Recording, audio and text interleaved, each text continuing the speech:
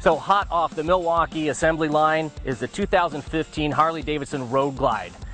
We just got the press release on this bike a few days ago, and Harley managed to get one into our hands immediately. So we brought our cameraman Jay and my wife Maria along, and we took the afternoon to spin around Southern California and see what Harley has wrought. Last year it was in hiatus. What they did with the gear off was introduce some Project Rushmore into the bike. It's got the new high output 103 twin cam engine. Also part of the Project Rushmore was a redesign of the front fairing. It's very similar to the old style one, but you'll notice especially in the headlight area up here, it's a different configuration. But more importantly are these two ginormous air ducts that they put into this thing.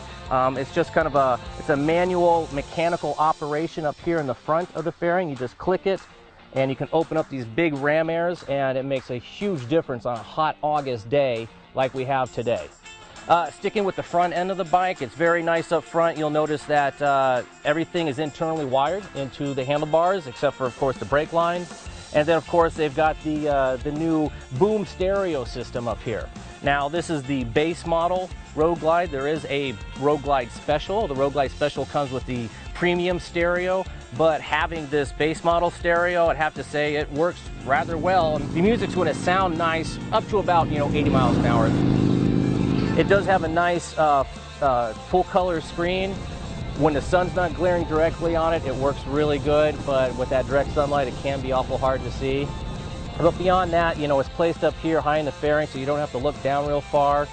On both sides of the fairing, it has these two glove boxes, which are handy. They just kind of lift up, and they're kind of weighted, so they just fall back down and close themselves, and the weight keeps them basically closed.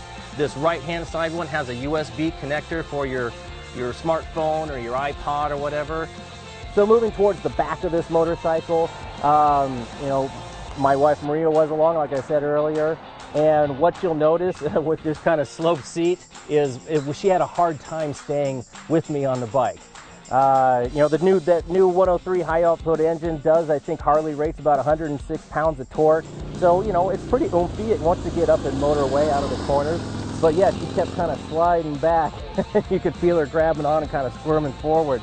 So you'd probably, if you're going to take along your significant other, you definitely want to look at either an optional seat from Harley Davidson or possibly a backrest. Another part of the back end of this motorcycle, something that we've commented on before in other Harley Davidson reviews. Another aspect of the Project Rushmore are the saddlebags that they've done. It's a simple, just one release like this. You have access to the bag. You don't have to lock it.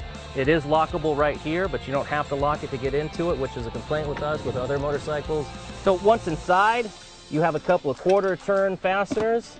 Those pop free, and voila. Bag comes right off. You have access to the rear wheel, the shock. Now that we have the shock exposed, this is going to be one of the, we've just harped on this over and over again. We know Harley Davidson likes their low seat heights, but according to the spec sheet, this rear shock has exactly 2.13 inches of travel, which just is not enough. On a smooth road going down the freeway, you're fine. But anytime, you start getting into maybe some back roads with some potholes, or even, the cuts in the freeway, and, especially if you have a passenger on the back, you're going to feel every little one. That's just not enough travel to make it a really comfortable motorcycle ride. Now, as I mentioned earlier, there is a special model of the Road Glide. Primarily the same. The big differences are the special is going to come with the linked ABS system, and it's going to come with the security option. And the other thing is color-wise. They both come in this vivid black. The special, if you get a colored model, I think they come in a blue and like a burgundy, they will match the inside of the fairing to the outside. So with this one, it looks like you have a special because you got the matte black or vivid black finish, what they call it, and then you got the plastic interior. But with the special, yeah, that would be colorized. They run about $2,000 more expensive for the specials compared to the standards. You can get like the ABS or the security system as an option on this motorcycle, but really I think for the price you'd be better off just going with the special. What I think is important to keep in mind though is both models come with cruise control. And as for any touring bike, bagger, something like that, if you're going to do some miles, cruise control has become just an essential part of motorcycling, and once you've lived with it, you don't want to live without. Harley makes a really good cruise control system. You can do it by just, like mile-per-hour integrals, or you can just hit it and it'll accelerate up to where you want to be and then stop, and that's where it'll pick up. I really like this high output 103 twin cam engine. It's shaky at a stop, just like you want a Harley to be, but once you just pick up a few revs, it smooths out, and there's just really not much vibe coming from anywhere. Seat, handlebars, or the rubber-mounted floorboards. I mean, that's a smooth running machine. Going down the freeway, it's got really good passing power, even with the passenger on the back. Handling attributes, fantastic. I mean, it goes without saying that this isn't a motorcycle that you want to go out and push really hard through the corners. If you do, it's going to let you know. First, it's going to touch down floorboards, then it's going to soak up that, meager 2 inches of travel on the suspension, and then you're going to hit something hard and, get yourself white-knuckled. So as long as you're not riding it at 10/10, the thing actually does really good.